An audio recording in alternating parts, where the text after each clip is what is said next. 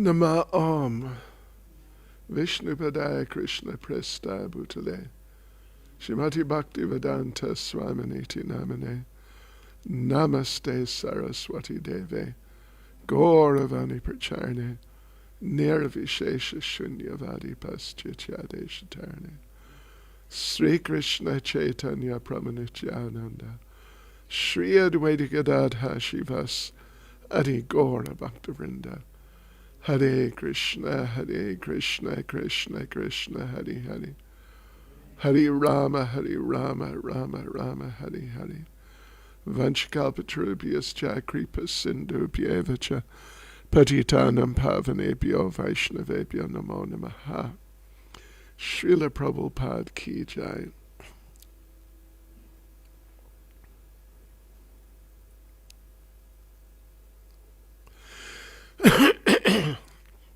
All right, so yes, we're in volume 4, we're in chapter 34, Jet Age, Parivrajikacharya.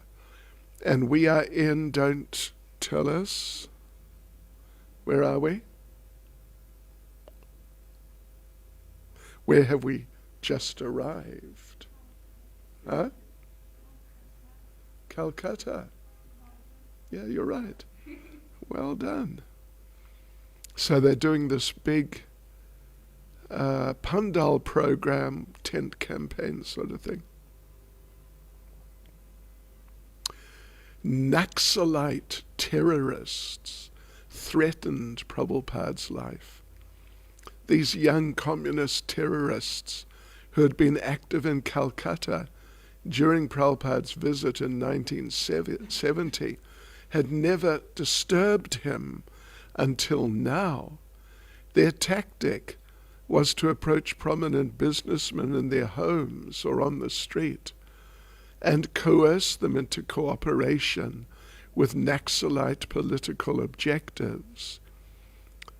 If a businessman refused, the Naxalites would burn his home or place of business or even assassinate him. The Naxalites, who were eager for all of Bengal to turn from their religious traditions and embrace communism, saw Prabhupada rekindling the religious spirit in Calcutta.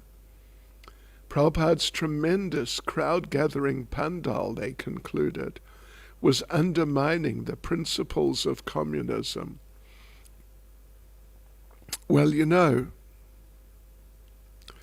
eventually, I don't know how long after this, but at some point after this, the communists took over. Maybe not the Naxalites, because they are like revolutionaries, but pretty much real communists, sort of. Not entirely, but I mean, you know, free trade was going on, business was going on, but it was a communist government. But they just couldn't get it together. And in the end, they just got voted out, not long ago, by Mamata. You know who Mamata Banerjee is? She, in her own way, she's very favorable to Krishna consciousness.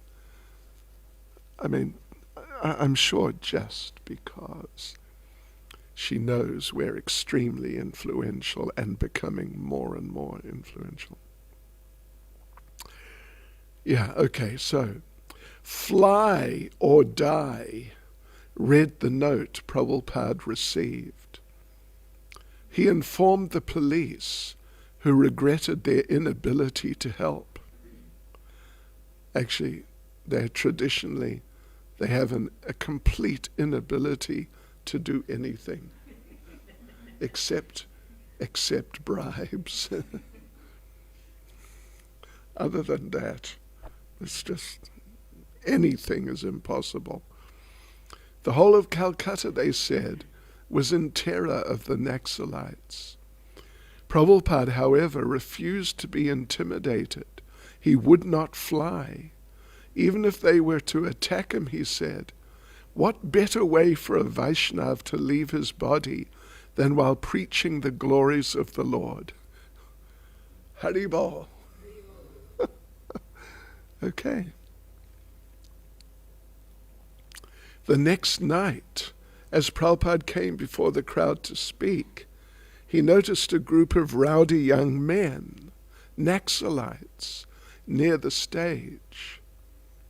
They were protesting the preferential seating of certain dignitaries on stage, when one young radical shouted that the radicals themselves wanted to dance on stage.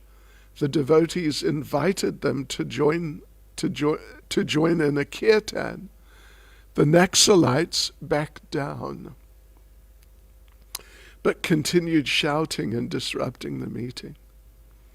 They began banging the seats of the wooden folding chairs, calling out Naxalite slogans and threatening to burn the place down. Others in the audience began talking nervously among themselves, increasing the commotion. In a vain attempt to bring order, some of the devotees threatened the dissenters. Pushing and scuffling broke out in the audience. Chintamani prakara sadmasu kalpa vriksha lakshavriteshu surabir abhipalayantam. Prabhupada's voice rang over the powerful loudspeaker system. Appearing uninterested in the crowd, depending only on Krishna, he began singing prayers from Brahma Samhita, and within minutes everyone quieted. Those who wanted to leave left, and those who wanted to stay sat down. The crowd subdued. Prabhupada lectured. Several more fly or die notes came, and the Naxalites returned the next night, threatening to burn the pandal. Call them, Prabhupada said. I will meet with them. The devotees thought it unsafe, but Prabhupada insisted. In a small room behind the pandal, Prabhupada spoke with the hostile youths. They were angry and disrespectful at first, but as Prabhupada explained to them the Vedic concept of communism with Krishna at the center, he caught their interest. They agreed to allow Prabhupada's meetings to continue without any further disruptions. That's an achievement. Achyutananda Swami, the last night of the 10-day Pandal program, was a grand finale with over 40,000 people attending. I had just stepped out to get a sugarcane juice. The Pandal was completely packed when I left, but when I got inside, I saw rivers of people flowing through the 4 main gates into the Pandal tent. I thought this must be Krishna's mystic power, because the tent was already packed, and still thousands of people were entering it. I thought that Krishna must be unlimitedly expanding the dimensions of space. The climax of the evening was a big procession, beginning at the Pandal and going up Park Street to the ISKCON temple on Albert Road. The deities of Radha Govinda rode on a palanquin to the temple, where they were placed on the altar. After an arti in the temple, the remaining crowd dispersed. Achyutananda Swami was standing next to Prabhupada that night in the Calcutta temple. Prabhupada, he said, someone put Krishna's flute in backward. Prabhupada looked. It was backward. Krishna is all-powerful, Prabhupada said, turning to Achyutananda Swami. he can play from the back end also.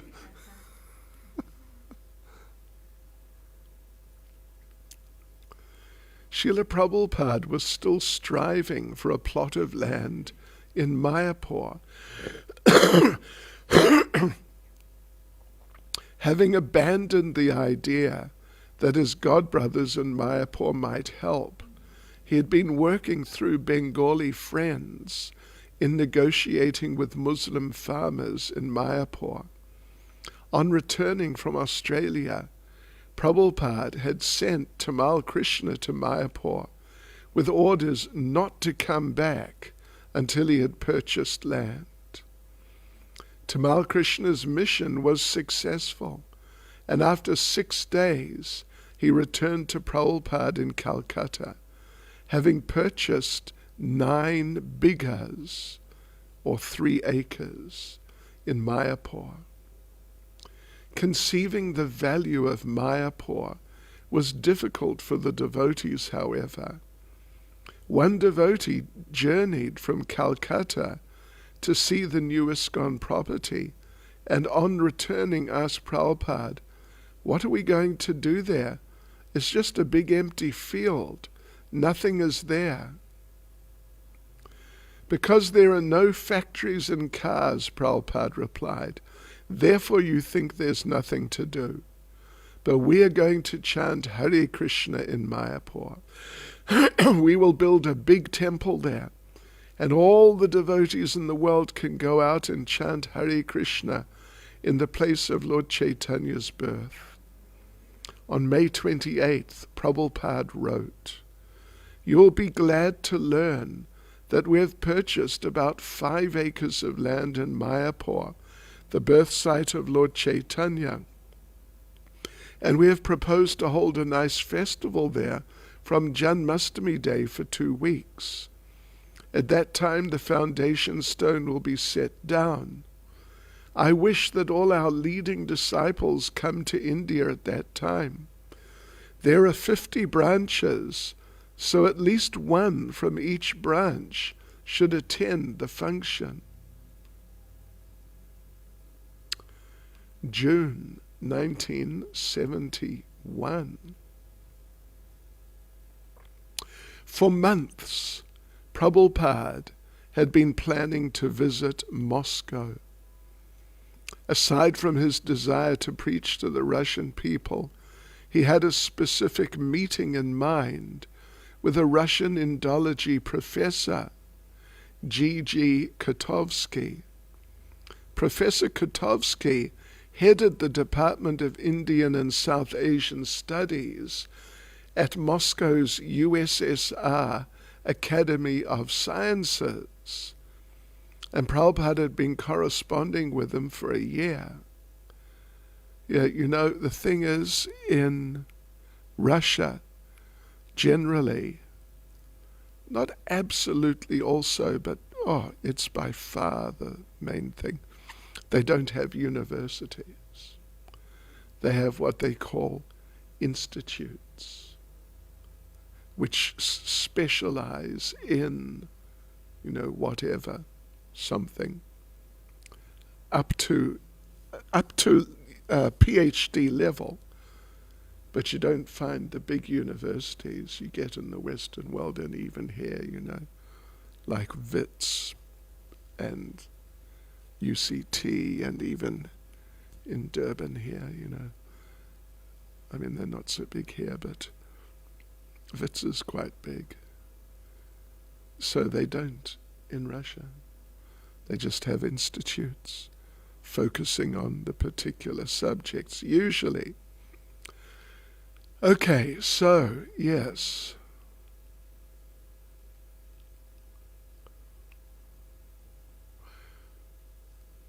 Okay, so Krishnadas in West Germany, with the help of a Dr. Bernhard of the University of Hamburg, had obtained the names of other Russian scholars of Indology.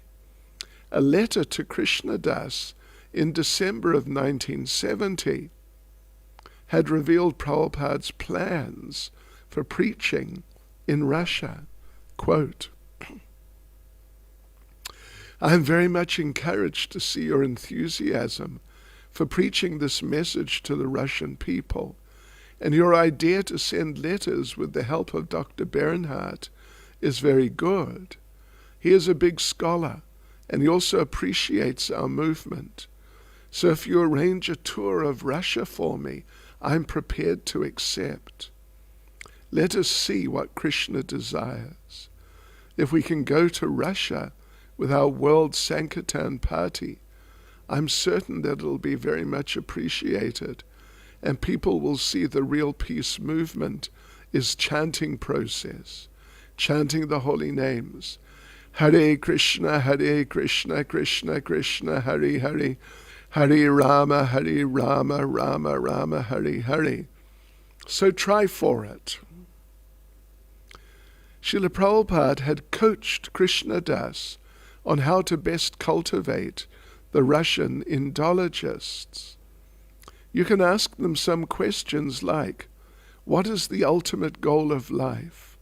What is your ideal ultimate goal of life? What is the difference between animal and human life? Why is religion accepted by all kinds of civilized societies? What is your conception of the original creation? In this way, questions may be put to find out what is their standing.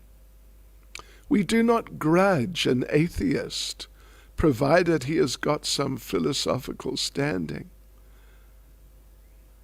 Yeah, because they're all officially atheists at that time.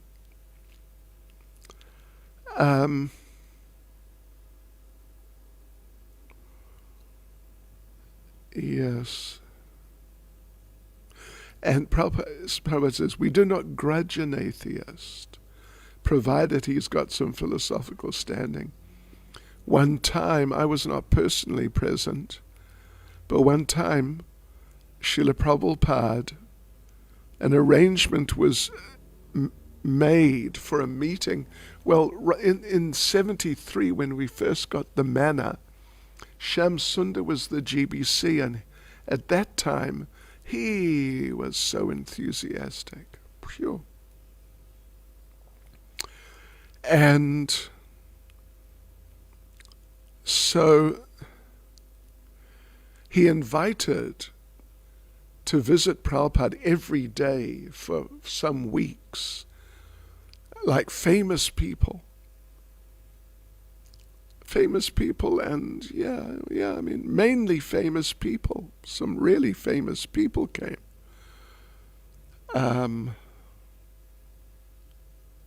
Graham Hill, the Grand Prix driver, would you believe, came to see Srila Prabhupada.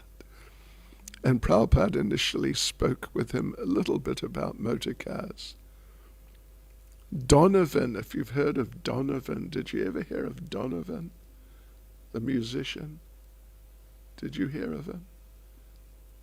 He's still, he's not, I mean, he's barely still around.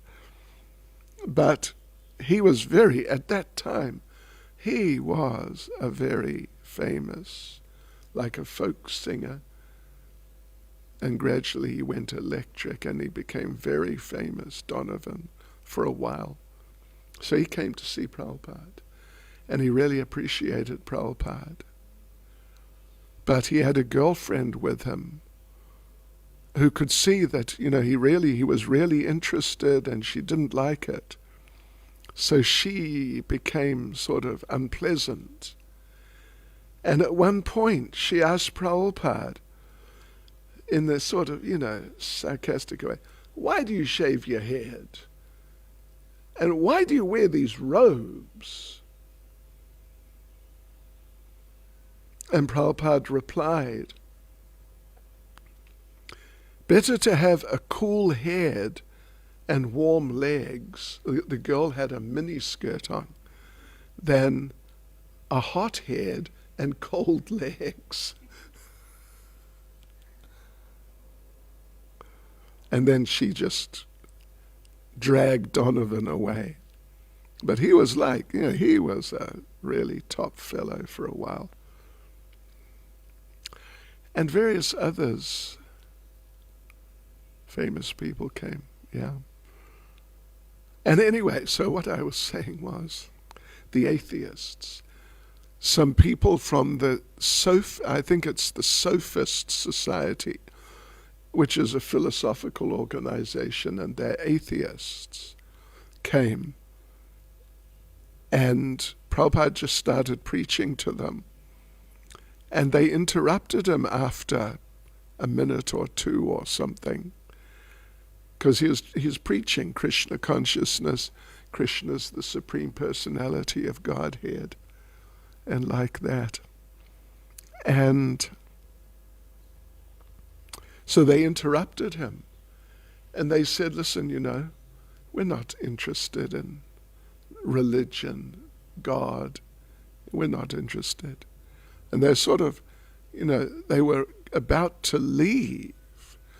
Then they told Prabhupada, we're atheists. And Prabhupada said, oh, you're atheists. That's wonderful. I'm so happy to meet you.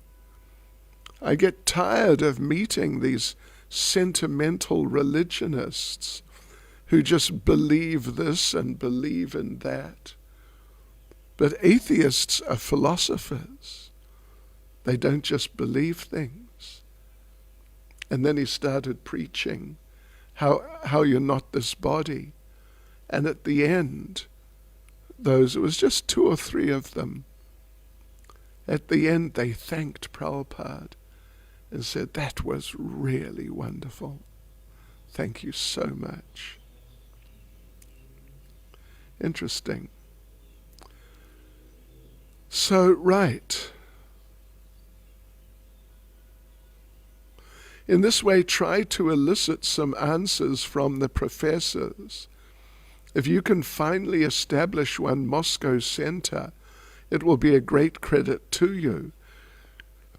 So far, studying Russian language, it is not necessary, but if you do so, it is all right.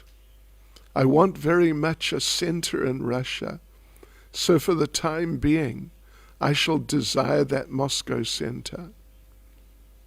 In March 1971, Professor Gigi Kotovsky had replied to Krishnadas's letter. He said, I thank you for your information about Swami Bhaktivedanta's lecturing tour. If he would come to Moscow, the Soviet scholars doing research in ancient Indian culture would be very happy to meet him in the Institute of Oriental Studies, USSR Academy of Sciences. I would be thankful to you for your information on the dates of Swami Bhaktivedanta's arrival and stay in the USSR. Srila Prabhupada had personally replied to Professor Kotovsky, quote, it was understood that you and your university are interested in hearing about Krishna culture and philosophy. This ancient Krishna culture and philosophy is the oldest in the world, or in the universe. At least from a historical point of view, it is not less than 5,000 years old. Perhaps you may know that I've started this cultural movement since 1966, and it is already spreading all over the world. Krishna culture is so popular in India that even the government attracts many foreigners by Air India timetable to visit Vrindavan, the land of Krishna culture. Enclosed, please find one page from the latest Air India timetable, April 1971, wherein the Krishna culture is depicted for general attraction. My life is dedicated to spreading this Krishna culture all over the world. I think if you give me a chance to speak about the great Krishna culture and philosophy in your country, you'll very much appreciate this simple program with great profit. This culture is so well planned that it would be acceptable by any thoughtful man throughout the whole world." Unquote. Having preached a year in the Eastern Hemisphere, Prabhupada was eager to return to the West, and he planned to fly to Moscow and on to Europe. For Prabhupada and his traveling companions, Shamsundar and Aravinda, getting tourist visas for Russia was simple. They would take a 5-day government-controlled tour with every activity planned by the Soviet Tourist Bureau and everything paid for in advance. This is what famously was called a Russian tour. Yeah, anyway, let's not get into it. Yeah, they take you to, specific places only, and wouldn't let you go out or anything like that. Hare Krishna, devotees. Any comment or question? Yes.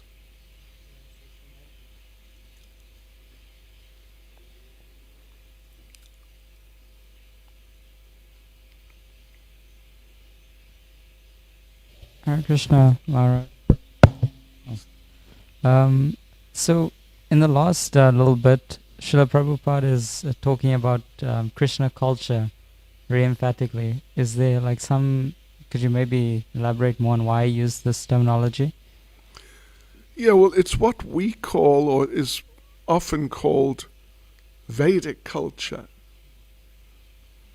And, it's interesting that Prabhupada is being so sort of open about Krishna culture, because he himself often would just refer to Vedic culture. So I don't know why exactly he's, on several occasions he's talked about Krishna culture, Vrindavan, the land of Krishna culture. It's 6, 5, 1, 2, 3, 4, 5 times. 6 times. Yeah, Krishna culture. So I don't know why. I would have expected him to be more undercover. But there you go. Hare Krishna. Ladies, we know all the ladies here in Radharanath Temple are very intelligent. No comment? No comment? Question? All right, Hare Krishna. Srila Prabhupada ki jai.